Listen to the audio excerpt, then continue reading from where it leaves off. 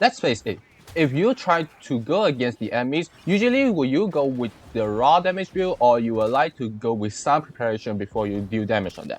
You see, whenever at the times that I try to fight against certain enemies, usually those are enemies like the acolytes or certain bosses, demolites also include, I realize that most of the time when I have any chance, I may want to use the primer or by far the best, the armor stripping.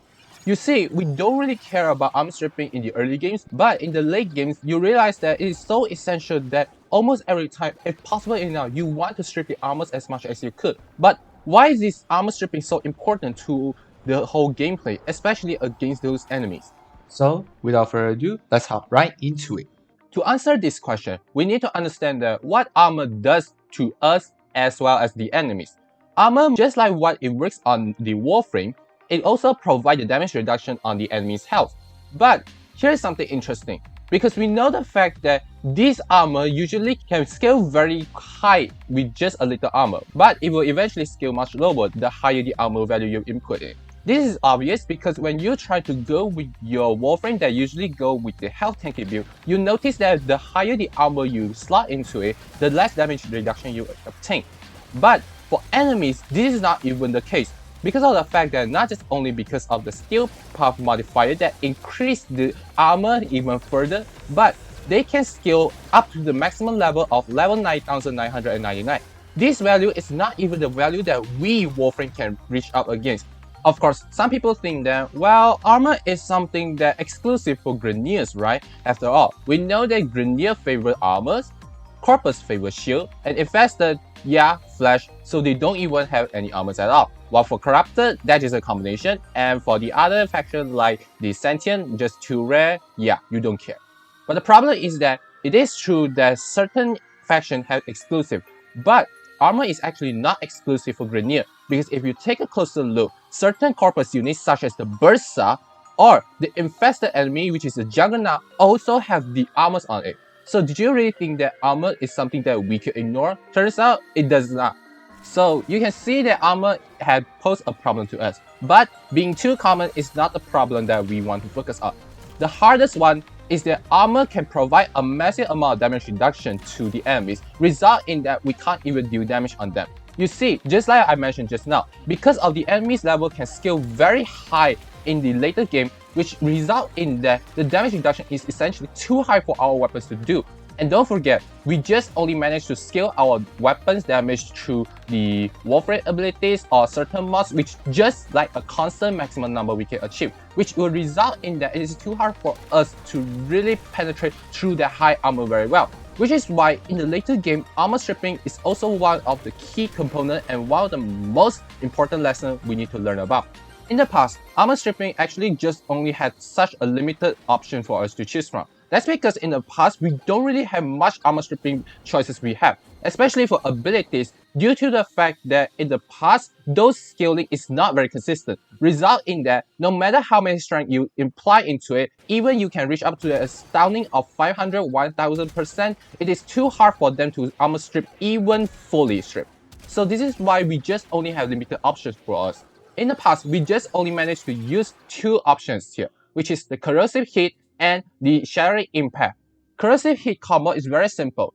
Because of the fact that Corrosive can strip up to 80% of the armor value, which is why it can reduce the armor value to just a less amount. And with the help of Heat, Heat reduces the 50% of the remaining armor value.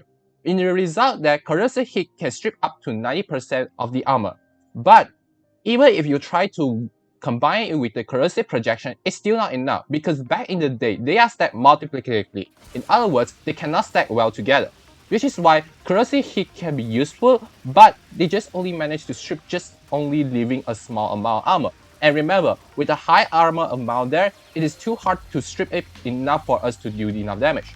And this is why the second option, Shattering Impact, is a very useful armor stripping choice we like to use. Because for Shattering Impact, despite it can only remove 6 base armor, but remember, this mentioned as base armor.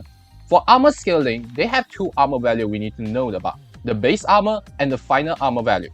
The number that we usually focus a lot is the final armor value, which is why if you take a look at the Corrosive-heat, despite you can strip up 90%, but the remaining value is still very high because they can only manage to strip the final armor value. Shattering Impact, however, because it stripped the base armor value by 6, which is why if you manage to use your melee weapon to hit the enemies multiple times, it can manage to strip very quickly because no matter it's a level 1 or level 9999, both the enemies will still require the same amount of hits to fully strip the armor because it stripped directly the base armor, not the final armor value, which is why it is much useful for us to use Shattering Impact to strip the enemy's armor. But luckily enough, through several updates later on, a lot of things have changed. Right now, the most important part is that armor strips stack additively. In other words, if you use Corrosive Projection, other abilities can stack it very directly enough. This is useful because this also shows that it is much easier for us to do the armor stripping right now. And don't forget that the Shattering Impact still used a lot. But how about the most useful one, which is the Honorary Focus Skill Caustic Strike? That's right, with the Focus Skill have been reworked, Honorary can use the Caustic Strike to strip armor, which is much easier compared to by using the melee weapon, which is like the Vestilog, the most consistent weapon to use for armor stripping, or maybe like the Corrosive-heat combo or certain abilities, you don't need to anymore. Just one focus skill is all you need. And now you know that how the armor stripping is so important to the game. It's not like we need to go into this far a lot, but when the enemies just scale out very strong enough that they can tank our damage very well, it's so important that we need to take out the armor a lot. Especially if you notice that when you try for several testing or taking out the enemies, you notice that the armor can really make a difference. Like, you know that without the armor, they can take it out like just one single hit. Making it one shot is just possible to achieve. But with the armor on it, no matter how many damage you have on it, it's just too hard to penetrate it. Which is why armor stripping is something that for beginners they might not know about, but later on when you really want to enter the late game, which is like the steel path, then this is an important lesson that you really need to learn about. If this is your first time watching, why not leave a like and subscribe to my channel so that you won't miss out any news contents from me. Why not leave your comments down below if you got any ideas or thoughts you want to share with all of us. And that's it from me, and as always, I will see you all next time. Bye bye!